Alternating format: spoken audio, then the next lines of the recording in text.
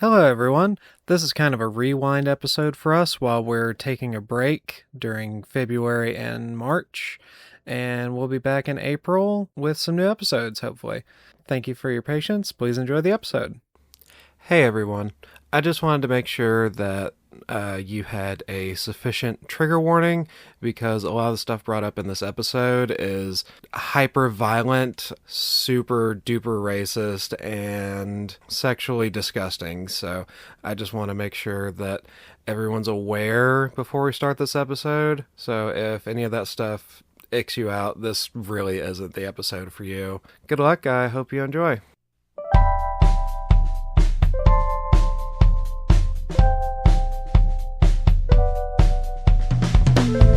Hello and welcome to Bibliorex. I am Bugs. And I'm Bam Bam. And we bring you the worst stories the world has to offer. Emphasis on worst today. Because you've been just glaring at me, telling me how bad this book is. I hate it so much. I'm excited. I've been putting this off because usually whenever I have a report, I get it wrote down, within the week of reading the book. Right. I put this one off for, over a month. Oh, wow. Because I just finished writing it yesterday, and I just did not want to deal with this story. It just felt like torture the whole time. So this one's called Eat Them Alive. I want you to guess what this one's about. Cannibalism. Nope. Darn. You said something was eating somebody. Yep, it is giant praying mantises. Eating people. So is this like a Godzilla Monster Mash? I don't know what this is, to be honest. It's upsetting. That's the genre, upsetting. Yeah, so what is the genre? Is it like sci-fi? Horror. Horror, okay. I guess sci-fi horror. Fun. It's kind of like, those old sci-fi movies that would come on and it would just be like whatever awful CGI creature someone made and rendered that week. Yes, Monster of the Week kind of thing, yeah. This one starts off the coast of South America. Okay. Near an island called Malpelo. Interesting. There is a seismic event happening, and pretty much the first thing that happens, because you're following within this character's mind, pretty much the first thing he thinks is, oh no, earthquake, tsunami. Right, if you're on the coast. Makes sense, but the way he said it sounds so stupid. So you hate this character. So after he survives the earthquake tsunami, we find out his name is Dyke. Lovely. Yep. Lovely. It's really funny because every time I was trying to record the story for quotes, the computer would automatically block out his name. Because it said it was a slur. Yeah. We could call him Dick. Yeah. Honestly, I would be more comfortable with that. I thought about doing that anyway. Like Dick Van Dyke. Yeah. Call him Dick. So we'll just call him Dick. So he survives this, and he's on a boat in the ocean just off of the island of Malpelo. And a fissure opens up on the island, and out of the fissure comes thousands and thousands of giant bipedal praying mantises. Do they walk on two legs? They do. They don't. And they have kangaroo legs. No. I don't know why the story does this. I hate when they make bugs look wrong. I hated A Bug's Life as a child. I hated it. No.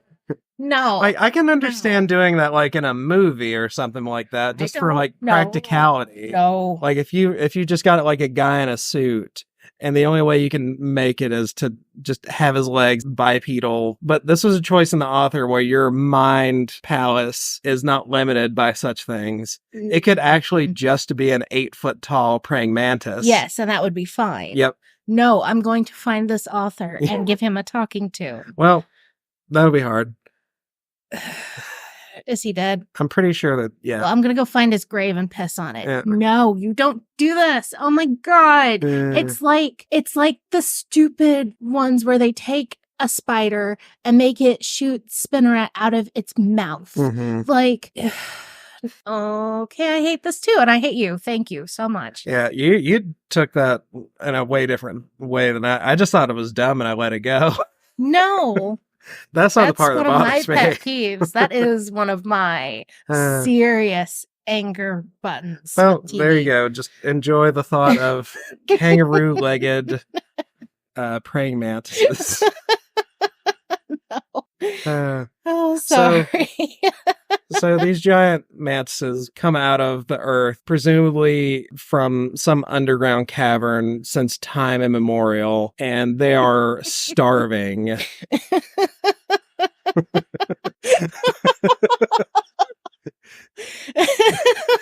Do you need a minute? It just makes me think of the Doctor Who, where the 10th Doctor meets Donna and the spiders are coming out and they empty the Thames on them and drown them. Yeah. But it's also just, we want in this story big giant monsters to eat people. Mm-hmm. How can we do this in the silliest, stupidest way? Oh, let's make a bug that takes 1,000,000 years to cycle through its development into a bug. And I just continue. I'm sorry. Well, I don't think the story was trying to say it like that. Like, it was a entirely cavern-based species that had been trapped there since the dinosaurs. Right. The text says, just over successive generations, like whatever food it could find in the cavern, each other, because they also eat each other when they can't get some other kind of food. And they got larger. Yep. Not smaller. Yeah, that doesn't make sense. They should have shrunk. Evolution would make them smaller and weaker and worse off from inbreeding. Yep. Yeah. And so that's not perfectly we're not consistent. worried about scientific accuracy. We're just setting the scene. Okay. Yeah, this is just a I'm creature accepting feature. it. I'm accepting it. We're moving on. These mantises are starving. They eat the entirety of the inhabitants of Malpelo, and it goes into pretty gruesome detail. Like, it gets into anatomical detail of how these things eat people. I mean, if you've ever watched a mantis actually eat something, it's kind of gross. Well, so is this.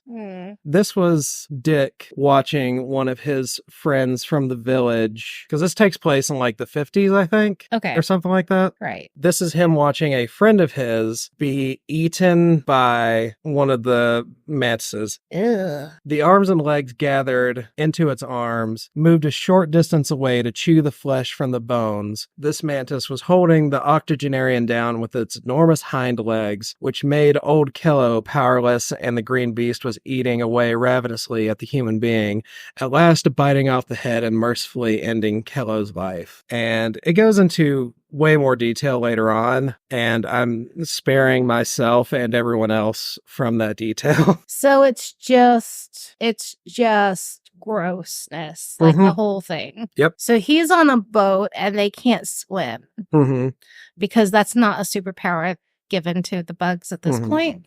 Well, I think they can swim, just not very well, like really slowly.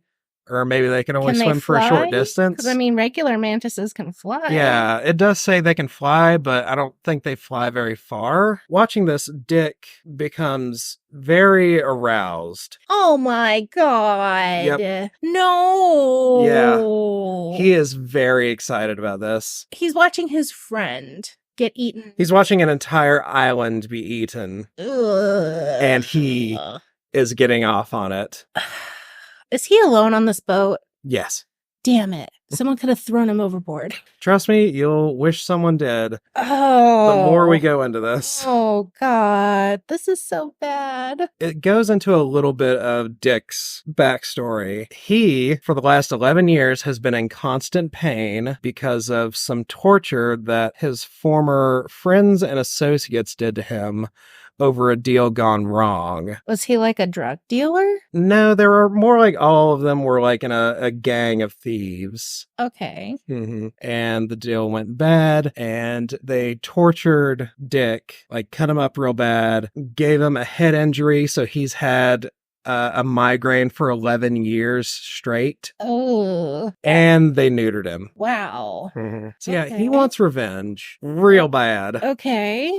So he comes up with a plan that he's going to raise a man-eating mantis army to wreak revenge on his former friends / torturers. Could just go to therapy, dude. Really? I mean, it's the You 50s. could. Guys didn't go to therapy. Therapy wasn't a thing. Could create Therapy a cult. was whiskey. He could just start a cult. That'd be better. Uh, So he thinks he can capture and raise these things. Yes. And does he? yes. Huh. hmm So Okay. he's so busy watching all of these mantises eat people that he forgets to look after himself a little bit. And like the mantises start chasing after his boat. So he's like, oh, I gotta go. So he like starts up his boat, and just as he's leaving, one of the really big mantises catches up to him and actually gets on the boat. But fortunately for him, I guess, he has like a lot of like trapping gear because he also traps a lot of animals in South America. Not a harpoon, because that would be kind of fun. Not a harpoon, but he does have like a big fishing net and manacles and chains. Don't ask why. Okay. So he chains it up and starts feeding it various types of meat. Like he has puma meat. What the heck?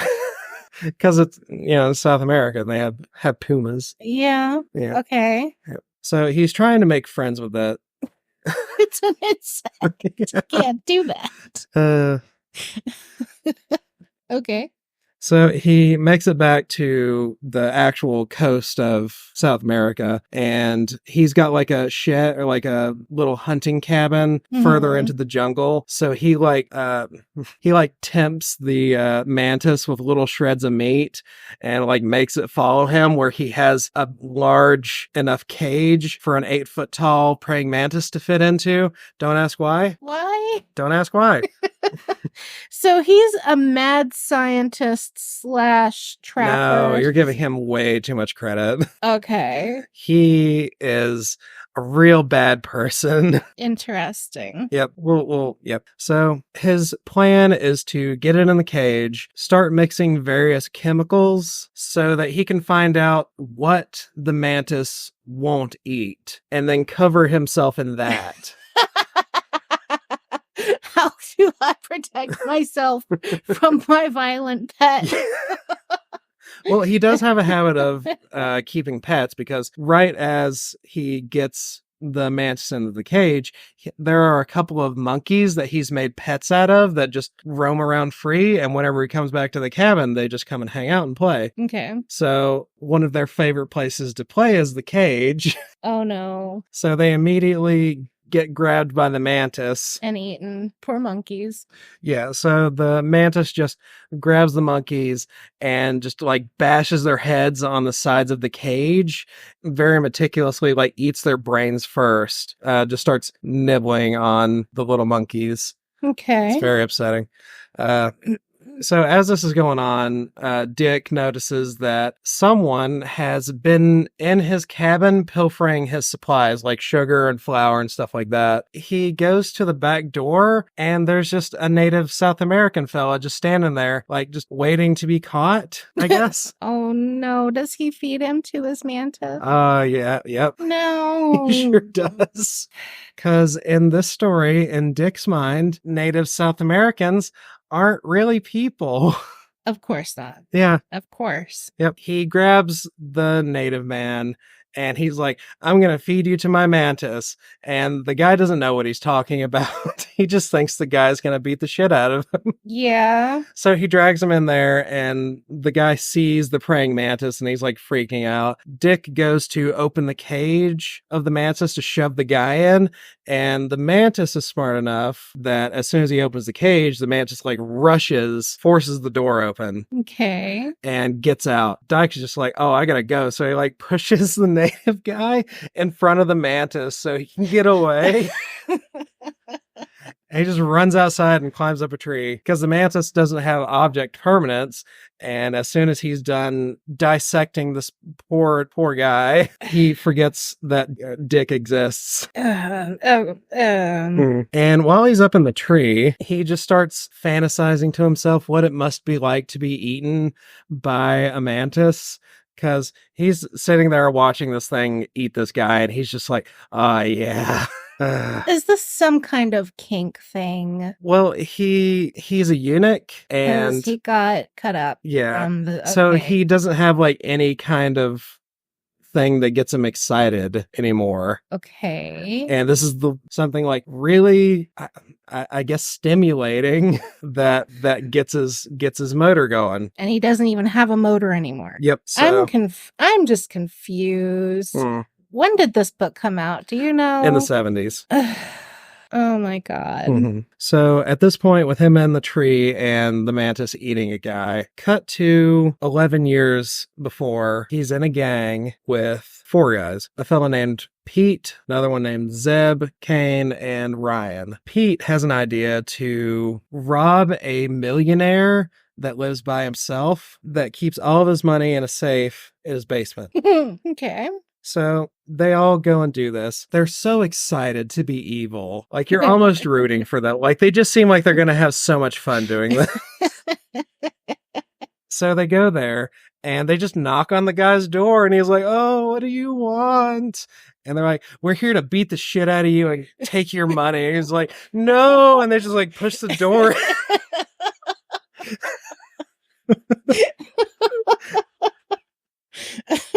And they torture the shit out of this guy, like, needlessly. Like, they already had a plan to just kill Rob him. Yeah.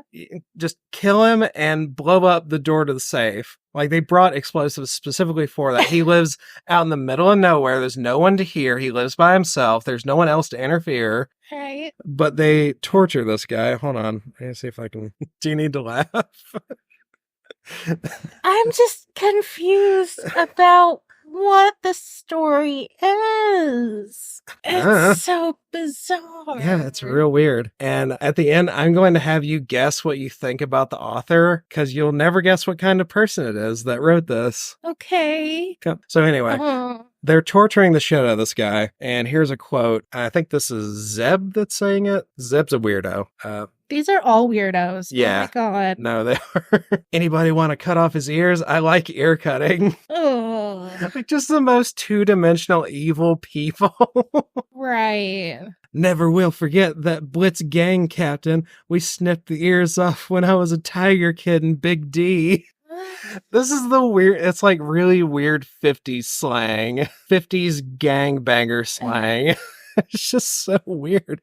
What's a tiger kid? Where's Big D? Because this is taking place in Texas. Oh. Yeah. Oh. Okay. And I don't know what any of this means. I don't know what any of that means either. So then Ryan says, go ahead, do it. Let me see if I like it as well as you do.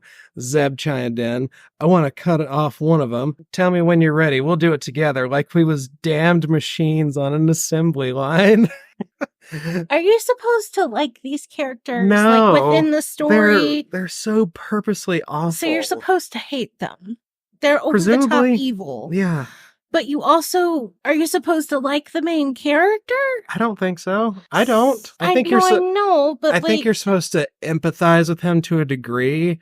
But the best I can tell about this story, it is an exercise in how far you can stretch a villain to still be believable. And I think it went way, way far past believable. Okay. That helps a little bit. Okay. Right. All right. So this is his backstory. Yeah. This is his villain backstory. Mm-hmm. He was running with this gang who are over the top, cartoonishly evil. Mm-hmm. Okay. It gets a lot worse, too. So they cut off the guy's ears. Then they're just cutting him up. They're just like making these awful cuts and like not to kill him. And they torture this guy for like an hour. Just because it's fun to them. Yeah. And eventually he dies, and like most of him is gone. Like there's no fingers, no toes, no ears or nose. And the guy's sitting there dead, and they're still just like poking him with knives. And they're like just stabbing him in the heart. He's been dead for like 30 minutes. They're still going at it. They're having so much fun with this. Wow.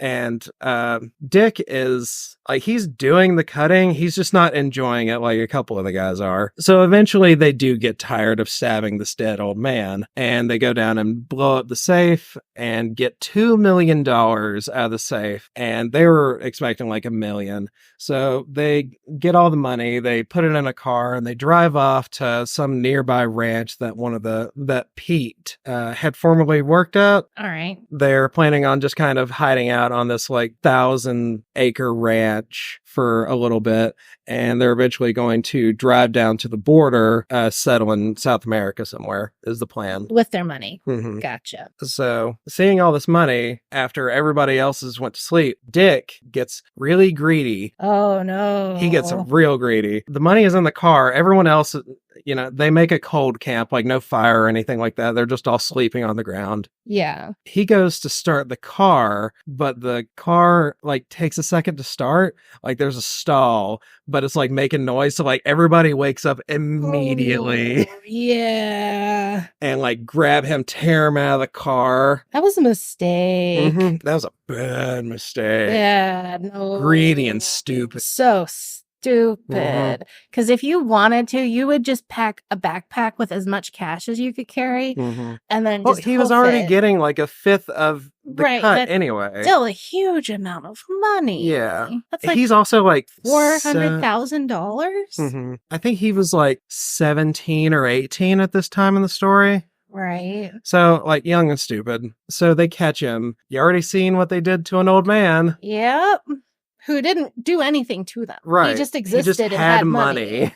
And this guy was trying to steal all their money. Yeah, so they like cut most of his skin off and torment him, cutting off like fingers and stuff again. And the weird thing is, like, Dick accepts this, like he understands this. Right, this is his punishment. But then Pete suggests, because for some reason to them, there's a distinction between like a clean kill of just torturing a man for a couple hours. There's a distinction between that and cutting someone's dick off. Because like what they did to the old man, they would consider like a clean kill. Because he died eventually. Right. So, well, and they left him intact down there. Yeah, because that's the only parts that really matter to a guy. So they think cutting off Dick's dick. Yeah. Is gonna be the ultimate punishment. Yeah, and this is Pete's idea. Yeah, he holds a specific grudge against Pete for this. So they make him a eunuch. They expect him to just lay down and die, and they hear someone coming, so they just take off with the car and the money. Yeah. So then this Latino family finds him and nurses him back to health. And the doctor's just like, yeah, you're gonna have a headache for the rest of your life. And you don't have a penis, so your life's basically pointless. Wow. Good Lord. It's so funny how machismo this book is. For lacking balls, yeah. So that's his backstory, why he's so dead set on the worst kind of revenge he can come up with. So he hates all of humanity for what Pete and his gang did. Well, he specifically wants to kill them, but anybody that comes across him, he doesn't mind to take out. Because when they were like in their gang days, when everything was like still pretty chill, they were routinely like beating up old ladies for like $50 or $100. And so even though he was nursed to health by this Hispanic family that owed him nothing, he didn't retain any humanity from being cared for. So he was born wrong, and then it just got worse. Well, he was born poor, is what he says. And his dad like beat the shit out of him, and they like tried to knife each other to death. Okay. So probably didn't grow up great. Lovely. Yeah. So back to the present. Still in the tree, the mantis is eating a guy. Right. And Dick's just enjoying the shit out of it. So eventually the mantis gets done eating, goes back to the cage because there's still food in there. The monkeys?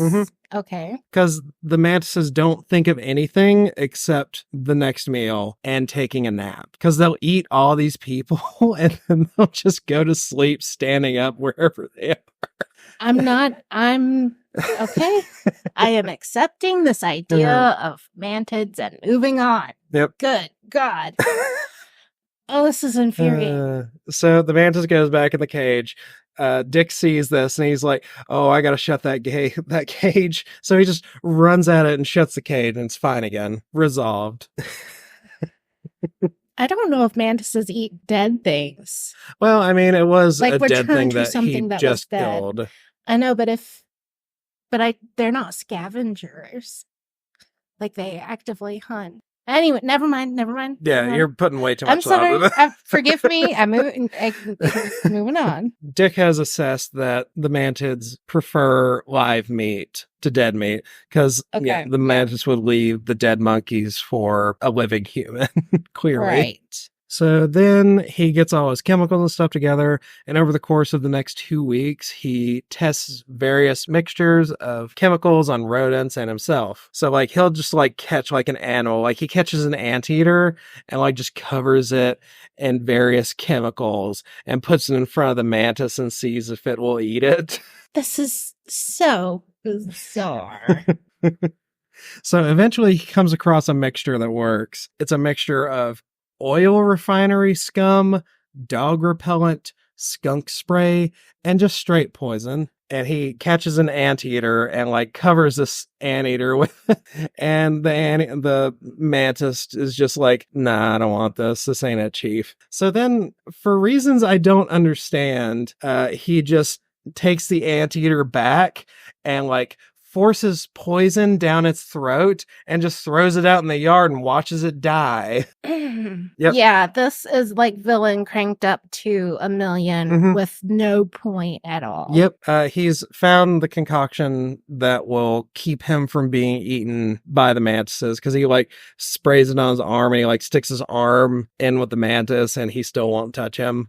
Right. Part 1 of his plan is finished. Part 2 of his plan, he takes the mantis, which I forgot to tell you, he named the mantis, like as soon as he got it on his ship initially and like hit it with a net, he named it Slayer. Slayer.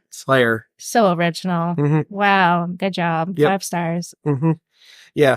See what I meant when I said you were giving him way too much credit by calling him a mad scientist? Because he's just dumb. Yeah, he's dumb and mean, and that's it. He takes the mantis, and like over the course of the last 2 weeks, it's become like dependent on him for food because he's been like hand feeding it for like the last 2 weeks. Right. It's come to tolerate him. He takes the mantis back to his ship and locks it down the galley. And then he comes back and he goes to a local village of natives and he's made friends with them in the past and spoken to them and stuff, and he's got like an established relationship with them already, and they're like talking to him and asking about the earthquake, and he was like, "Yeah, I saw that was whack. You guys want to go see it?" So there's still mantids on the island. Yep. Like it's still overrun with humongous mantis creatures with kangaroo legs. Yep. So he's going to give tours and feed all the mantids. Yep. He tricks them into going onto his boat and going to Malpelo. So sails off to Malpelo, and as soon as he gets close to the beach, he grabs his gun and he's like, "Everybody off, go feed the mantises, the mantids." I just think mantids will not irritate our because I keep ears. having to say mantises. Even if mantids is not the correct word for your enjoyment, it definitely sounds better. It sounds better, so let's go with that. They all jump off and they're like horrified. These native South Americans are just gormless and they're portrayed as just cowardly and stupid, or what? Yeah, well, they're more portrayed as just they have like no guile. They don't understand the childlike native thing. Yeah. It's gross. And it's way grosser than that, actually. There's so much casual racism in this. 1970s, yeah. Yeah. These people, at this point, when I was doing the notes, I was just so bummed out. This one note just says anatomical destruction of human lives. And that's it. Because that's just what's happening. That is all that's happening. And the text, like a bunch of the people that were dropped off, get like a little bit of attention, but you're mostly just going in between bodies and seeing the various ways the mantids are eating and taking these people apart. But it stops and takes special interest on this woman. Ugh. Yeah, it's real. The mantids like soft flesh. Right. They really like just ripping the breasts off of women and sucking the meat out. And Dick is just beside himself. Like, he is so warm and fuzzy inside right now. This is just so disgusting. This is just disgusting. Yeah. I hate it. I hate it so much. Why did we pick this for our podcast? This is so bad. This has had to live in my head for like a month now. Oh my God. And it's like if you didn't get it written and out of you, you would just have to keep it there in your brain. Well, I'm glad we were able to hang out to get day and get this done. Oh my God. It's so gross. Dick goes onto the island and mingles amongst the mantids. So he has that chemical all over his body, and he doesn't think that's going to kill him at some point too? That's way too forward thinking for this man of action. Right.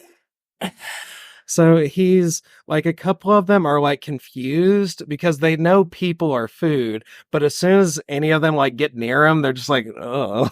Because he smells so bad. Yeah.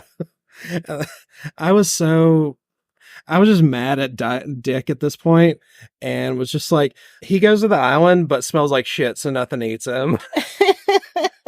Because I hate this character so much. So yeah, none of the mantids bother him. He goes back to the ship and he notices when he goes down to the galley to let out Slayer, Slayer has like an especial interest in Dick's feet. What? Because where he jumped off the boat into the water, it's washed off the scent off of his feet. Oh no. So like Slayer like pushes him down to get it right at his tootsie. And he like just takes a big chunk of meat out of his leg, but he manages to like slip away, shut the door, and like just douses himself in more of the scent stuff and like douses it in the wound.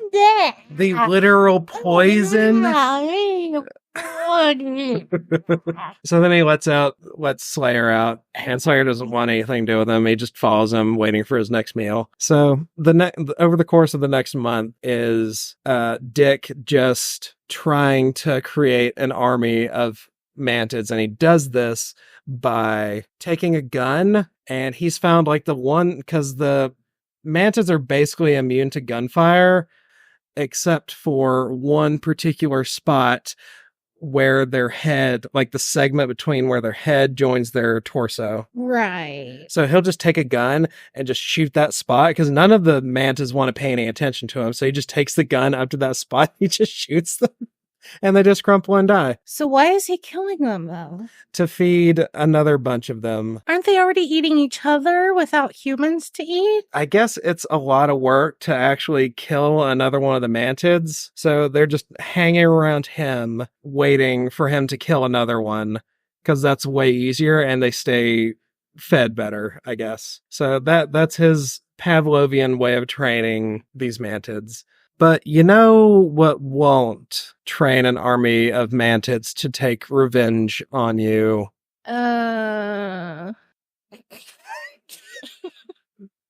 That's right. These ads. This is so bad. Hello, Biblio freaks, geeks, and lovers. Bugs here. We wanted to let you know about our option to follow us on Patreon. We have a couple of tiers where you can listen to our bad book, bad movie review. We read a bad book and then we watch its bad movie counterpart. In the past, we've done Aragon, Shadow Builder by Bram Stoker, and we have a lot of different things in the future. Please let us know if you have any suggestions for future bad book, bad movie combos, and let's get back to the podcast. And we're back.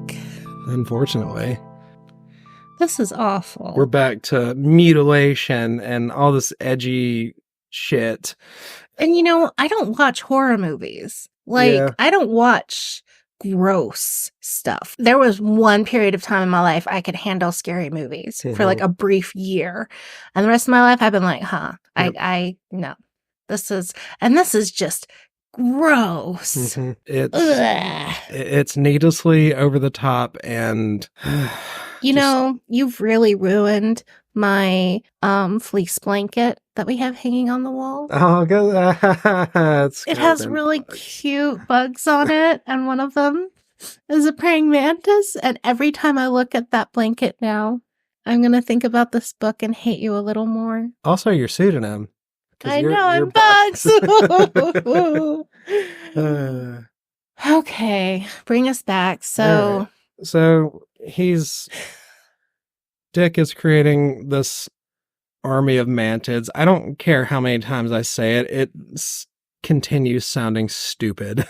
It is. It's really is. Stupid. He's stupid. I hate him. Really stupid. So he's like every chapter of this book so far, there's always like a little 5-minute soliloquy of just him telling himself how he's going to take revenge. And he's going to specifically find his old gang Mm-hmm. and wreak havoc on them specifically. Yep. He wants them to be eaten. Yes. And like every 10 paragraphs, like it'll stop and take a minute to remind you how much he fucking hates these guys. I don't know if I told you this or not, but god damn it, I want them to die. Okay. So this is one of his thoughts. When he disposed of his 4 enemies with Slayer's assistance, and perhaps with the help of other mantids that he would coax onto the mainland as he coaxed Slayer, Dick would be in possession of all the money and property that his erstwhile pals owned. With them and their families dead, there would be no one to claim their holdings except Dick. He's thinking too small. If he has an army of mantids, he could just take over a country. Yeah. If there's no way to kill him except shooting that one spot on their neck or whatever. Mm-hmm. He is no longer the money grabber he'd been as a boy, but he wanted what the 4 men had as part of his revenge. He would use whatever he got after their blood and bones lay about his feet to build himself a home on Malpelo, where all the mantids are. So he would just have to be like covered in poison 24/7. He should build himself like one of those like Shark Tank cages and walk around in if there was wealth, the house would be his mansion, the kind that the wealthy cattlemen of Argentina lived in, the elegant rooms in which they entertained so lavishly, while they enjoyed their lives of ease and comfort and satisfaction. Then he might have chairs that matched. He might have a rug on his floor. And even a piano. Though he did not know one note from another, he would be in command of thousands of mantises, and they would fend off any attacking humans who chanced by. Like, what the fuck does that mean? I can't play the piano, but I have all these mantids.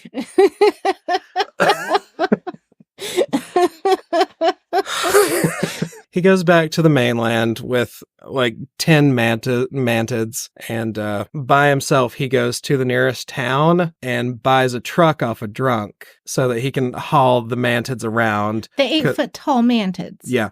Oh, Slayer, he rides shotgun.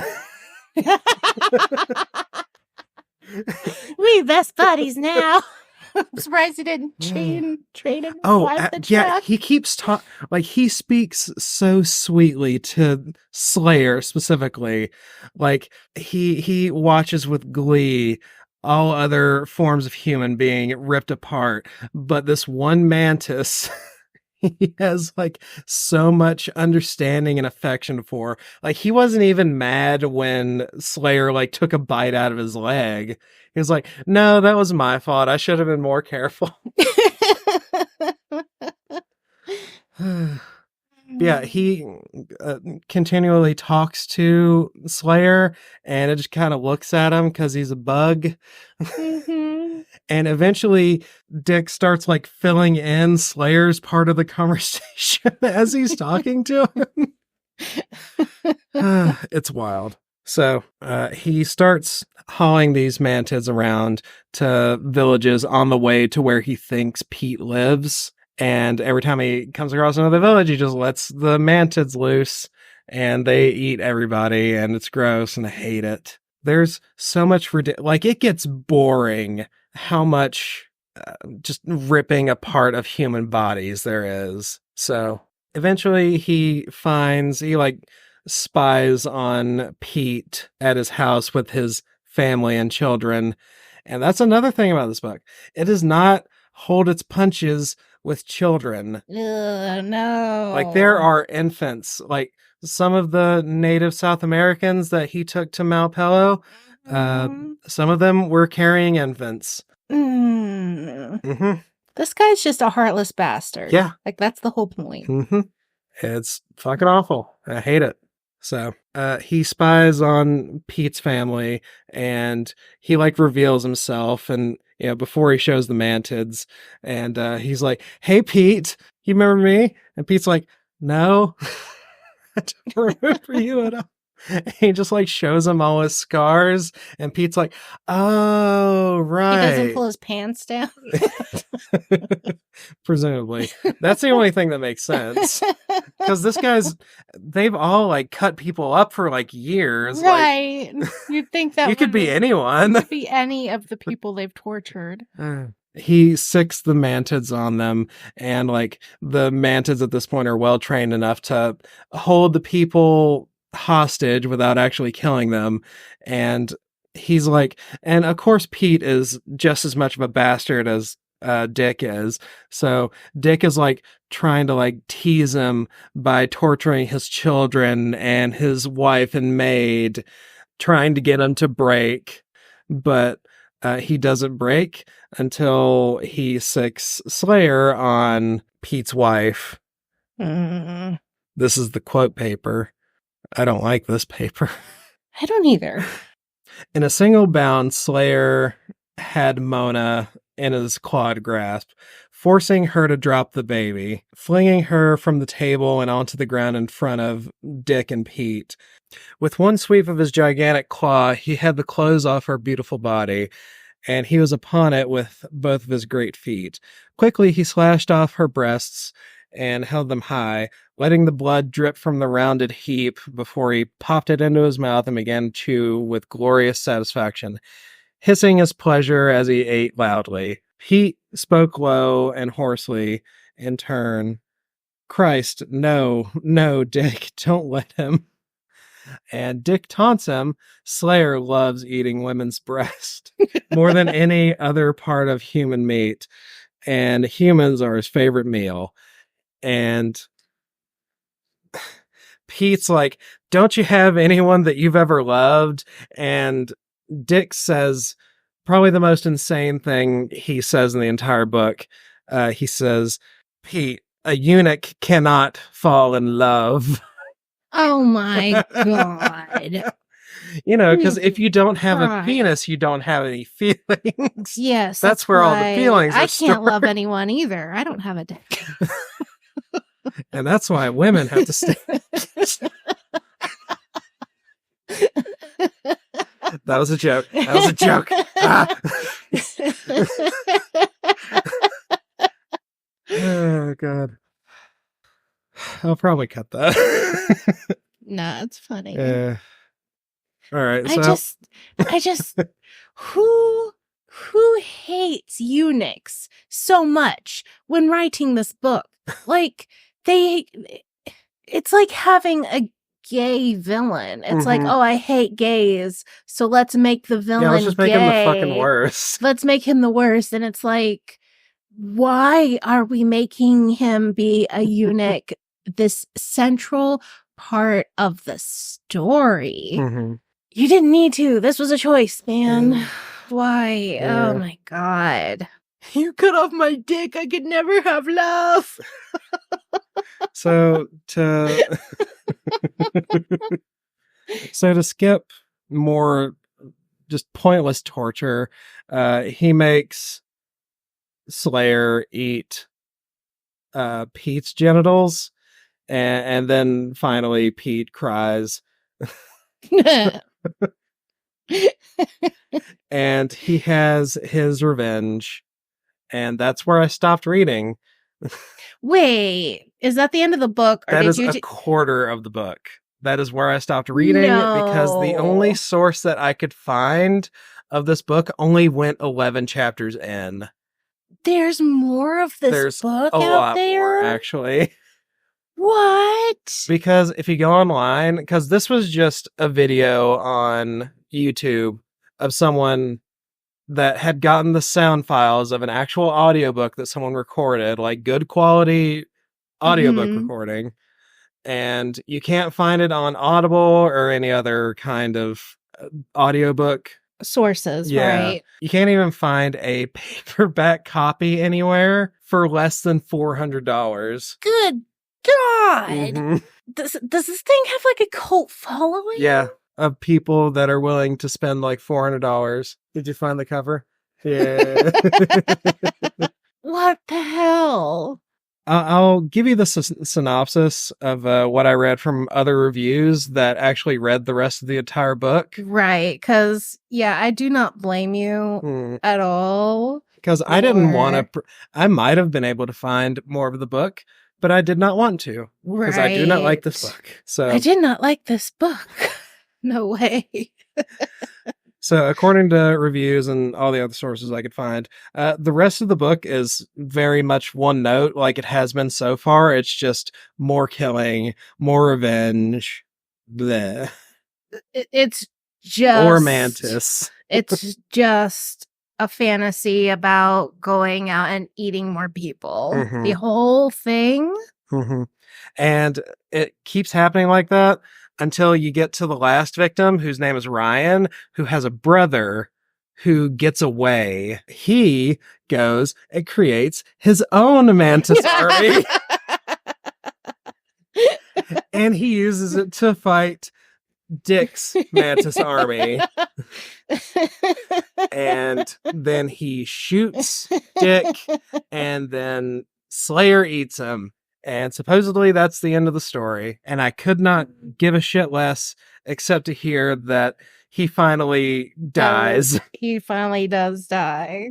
So, wow, that was so bad. So yeah, like I said, I believe this book is sort of an exercise in what you can do with a character like that. Right. Because it doesn't make any sense otherwise. But I want to do my own little exercise now. What kind of author do you imagine the person who wrote this to be? Like, I've been thinking about that the whole episode after you mentioned it. Mhm. You know who the author is and you know details about them. Mhm. Okay. So... I know a smattering of details. Like, people have looked into this author and there's not a whole lot to find out. Okay, random off the top of my head, a Catholic priest. I don't know. A little old lady. Wait, it is a little old lady. Oh my fucking God. Her name is Evelyn Pierce Nace. Wow. And the only thing I could find that was like any amount of detail about her was on pampanews.com. And I think Pampa News is like a local newspaper somewhere in the UK, I believe. Wow. And she was one of their columnists in the 80s, and mostly writing like friendly pieces on marital issues and local news. She was also a Sunday school teacher and had a church writing club and wrote erotic porn. Wow. So yeah, complicated lady. I bet she was really neat.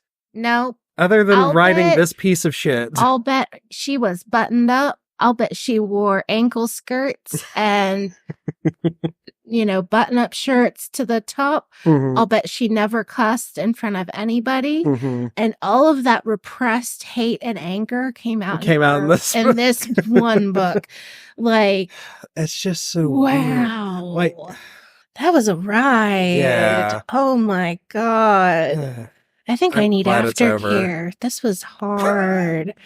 Just like Dick, every time he watched someone being split apart, he also needed some aftercare and cooling down. This, if we ever hit it big and make lots of money, I will buy you a copy of that book. I will fucking burn it.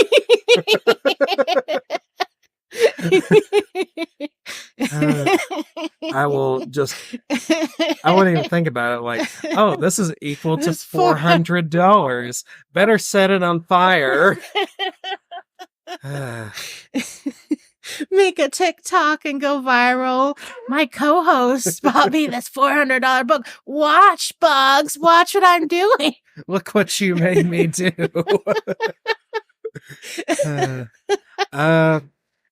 I'm gonna do like a follower goal.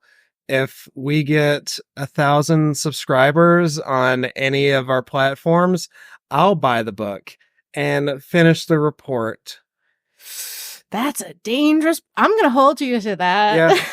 Yeah, that's a goal. So if any of our listeners want to Patreon, just make me fucking hate myself. If you want to make Bam Bam pull out his hair and cry, tell your friends, tell your family, create 5 accounts and join under every single one.